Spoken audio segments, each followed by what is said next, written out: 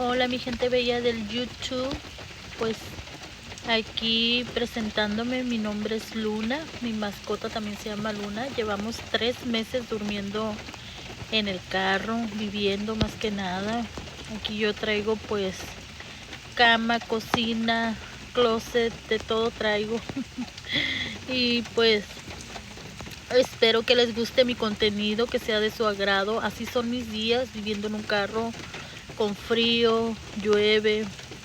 Y pues la verdad ahorita últimamente está lloviendo bastante, pero gracias por suscribirse. Les pido por favor que se suscriban, les den like a mis videos y pues vamos a ver qué pasa más adelante, a ver si consigo un lugar para estar yo y ella.